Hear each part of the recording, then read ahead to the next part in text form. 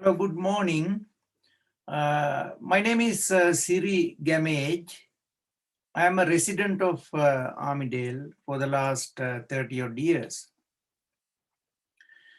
Today I like to speak about a subject which is of great importance to the residents of northern Tablelands and New England.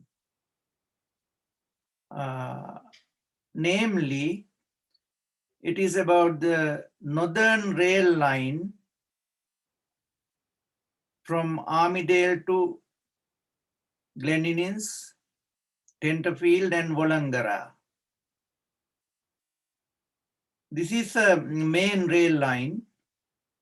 There were trains running on the line until late 80s, but for about last 30 plus years, there have not been a train service because the government decided in the 1980s to stop the train service.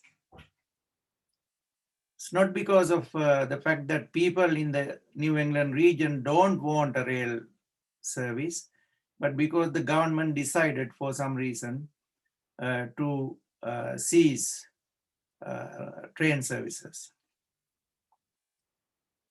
Now, the state government, when you look at the plans for this region, the state government doesn't have any plans to introduce or reintroduce train services on this line for the foreseeable future, actually until about 2040, 2050. It's a kind of alarming gap in the state government plans for this region if it is to grow in terms of population and industries, manufacturing, and even contributing to agriculture. It's an alarming gap in the New South Wales government plans. I recently reviewed a draft new government plan for New England Northwest 2041, and it is the same. There is nothing to indicate that the government seriously considers extending the rail services from Armidale to Tenterfield and Wallangarra is on their cards. But if you look at Victorian government, with the assistance of federal government, is planning to, or they are in the process of spending more than $4 billion for the regional rail renewal. It is quite contrasting to the approach taken by the New South Wales government. Actually, the topic I like to focus on today is the New South Wales government policy of supporting the conversion of unused rail lines like the Northern Rail Line, or in the case of Northern Rivers, there is another line. Supporting the conversion of such lines to be rail trails, or in other words, bike and walking tracks. So they support the councils in the area to tear off the existing rail line, officially close the rail line by a legislative amendment in the New South Wales Parliament, and then assist the councils and advise and assist and provide funding to councils to build these bike tracks. So the policy of the New South Wales government then is in quite contrast to the policy of the Victorian government, which seems to be spending a lot of money in renewing regional rail with long-term interest in mind.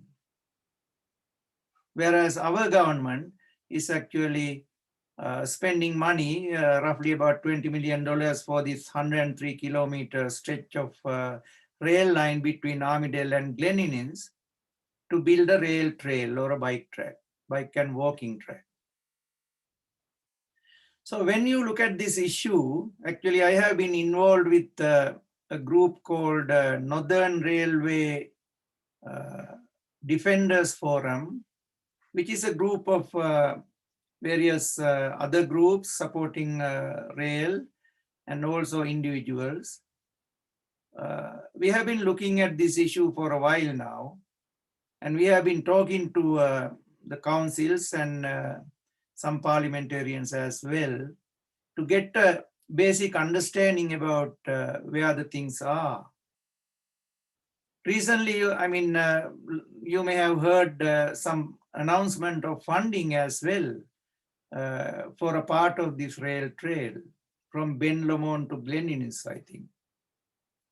And previously the Glen Innes Council received about $8.5 million grant for one section of the rail trail. Please don't confuse this word rail trail with the idea of trains or the potential of trains coming back. It is not the case. Rail trail confuses a lot of people because there is the word rail there. But it simply means a bike track and a walking track along the rail line. So the Northern Railway Defenders Forum, which I am a member, we really like the New South Wales government and the councils in our area, in the New England Northern Tablelands area, especially Armidale Regional Council and the Glen Innes 7 Council, to ask the government to make a bigger investment to construct or reconstruct our railway line here for train services. By train services, I mean it could be a tourist train from Armidale to Guyra or Glen Innes in the first place, which may attract a lot of people other than cyclists. And there are examples in other places. For example, I understand Lithgow has a similar train called zigzag train. And in Dandenongs in Victoria, there is a Puffing Billy train, which attracts hundreds of thousands of visitors a year. And in Armidale, we have an organization called New England Rail Incorporated, which is trying to repair the two trains parked in the Armidale railway station, just a little further from the station, and renovate them and run a tourist train. But they have been unable to get the license so far from the Transport New South Wales, so holding authority. So there is the prospect of running a rail tourist train from between these two places where the bike track is supposed to be built. And then of course there is the potential for a passenger train connecting Armidale all the way to Brisbane, but it requires the cooperation of both governments, Queensland government and New South Wales government. And our politicians will have to actively look into that. As a first step, New South Wales government can fund a feasibility study as recommended in the 2018 Department of the Premier and Cabinet Community Consultation Report. It recommended that the Armidale Council and Glen Innes Council, they should commission a feasibility study looking into all the options for utilizing this rail line, not only the rail trail or the bike track. So there is that possibility. And then of course, because there is federal government is building or funding the construction of inland rail running through Narrabri, Moree and Toowoomba, it makes every sense for us in our region, New England region, to be connected to that line for freight transport, which will be good for the environment, climate change, and also to reduce accidents on highways and reduce the transportation cost. Especially because Tamworth is building an intermodal terminal now for freight, and Toowoomba is also going to build a similar one by Wagner family. So it makes sense to connect these two dots and, make an investment to rebuild our northern rail line as a freight line as well. Or even, indeed, the councils in our area can look into the feasibility of constructing, using this line as a multi-use rail corridor or multi-use rail line. Not only a single use like the rail trail or the bike track or even a train service, but both together, like in the case of Parramatta. Parramatta light rail is, part of it is from Parramatta to Carlingford. They are building a sort of bike track and a walking path side by side with the light rail. And Byron Bay Council is actively investigating possibility of constructing a similar line for both. So our councils can look into that aspect as well. I know that the community is divided in our region. One camp is supporting the rail trail. They think that, they hate basically the trains. It has come to that situation now, which is very wrong. And then the ardent supporters of trains or rail line, sometimes they tend to hate the other lot. This is not good for our community. Our leaders, community leaders like the mayors and elected representatives to the New South Wales government and so on, they need to bring these two parts together, two community sections together, and find some kind of compromise to solve this issue. And it is not beyond the capacity of the state government to fund both, to make our region a better place, a beautiful place, livable place, grow in the region in terms of future enterprises, manufacturing, and more people, families coming to this region and so on. So renewed or regenerated or restored rail line, a train service will add enormously to our region's growth compared to the construction of a bike track or a rail trail between Armidale and Glen Innes. So I have had a look at some of the documents that Armidale Regional Council and Glen Innes Council have been using for the purpose of this rail trail or the bike track. And I'm not going to comment in this video about that very much. I will do so in another video later on. But here I am simply alerting our fellow residents in the New England region, Northern Tablelands, especially Armidale Regional Council and Glen Innes Regional Council, to this issue. Please find more information through the councils or our organization called Northern Railway Defenders Forum. And we have a Facebook page, and educate yourself about the gravity of this rail trail proposal and its consequences for the future of this northern rail line and our future connectivity between Armidale and Queensland, Southeast Queensland, basically, and beyond.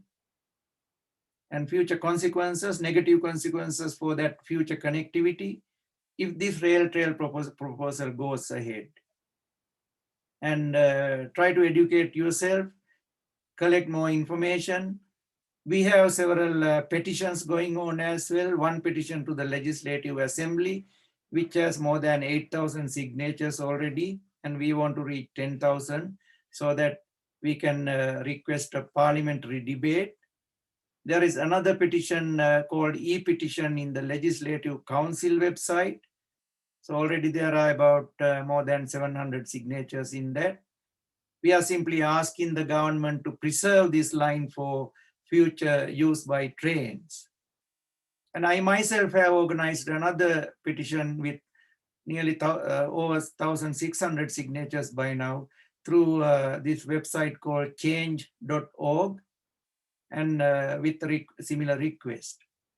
So please find one of these petitions and put your signature to that so that we can take them to the parliament and other powers that be. So if you have any questions, or if you want to find a petition to sign, you can do so by visiting the second-hand bookshop in the mall called Boo Books, and we have placed some copies of the petition over there also. So finally,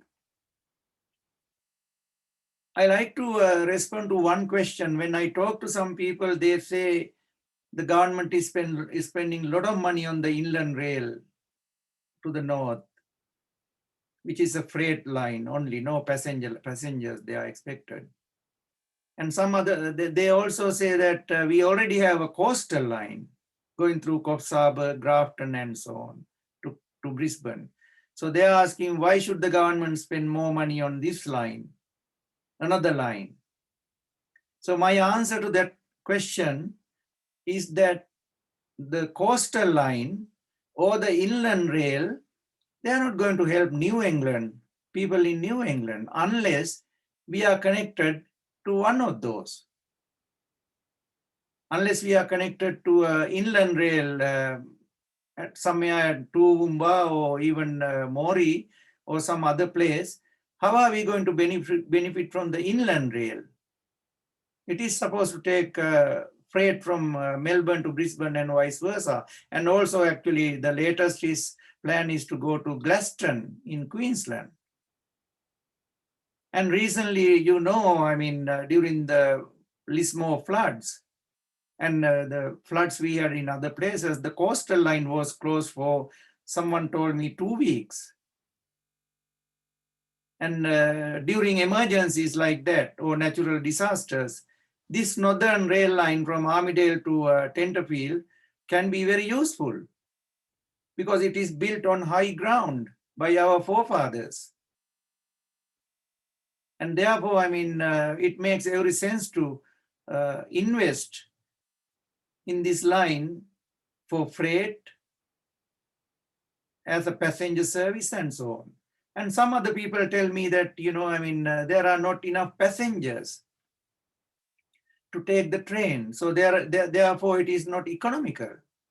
How do we know that there are not enough passengers? Who has conducted a feasibility study to find out whether there will be enough interest to take the trains along this line? Actually, our organization, our group, is conducting a survey at the moment. It is called New England Community Survey. Maybe you can find it by Googling, to find out people's views. Already about more than 200 people have responded to us. And initial results indicate that more people like a train rather than a bike track along Armidale and to Glen Innes line. More than 60% of the people don't like tearing up the rail line to construct the rail trail or the bike track, and like that.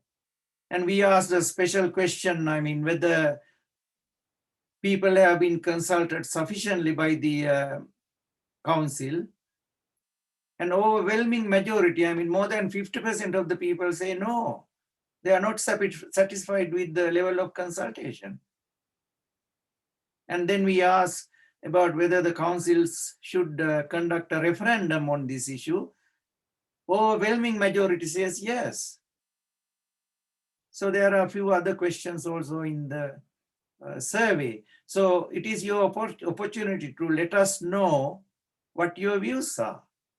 I mean, people who support the rail trail or the bike track, or the people who support the trains. I mean, all of you can complete this survey. So this is where I like to end this video with an appeal for you to educate yourself, find more information, talk to the councils, talk to your local member, or even talk to Transport New South Wales, and gather more information about what's going on, and whether this proposal to build a rail trail or a bike track to Glendinnings from Armidale is a good idea, whether closing the rail line for that purpose is a good idea, and so on. And also our group meets every fortnight at Boo Books. If any of you would like to join us and share your knowledge and experience and your views, you are welcome. And we are not doing this in secret. We don't have a sort of hidden agenda. And we are simply asking our elected parliamentarians, elected officials in the councils to support us. And I see that there has not been a political will on the part of elected officials so far to seek funding for this important main rail line connecting Queensland with Armidale or New England. And we need to do that now. So thank you for listening to me.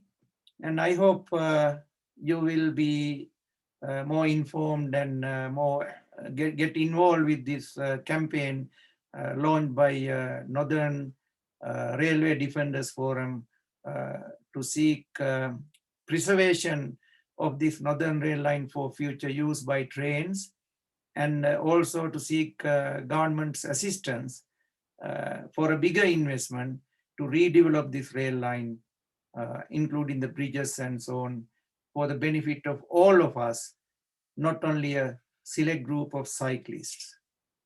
Thank you.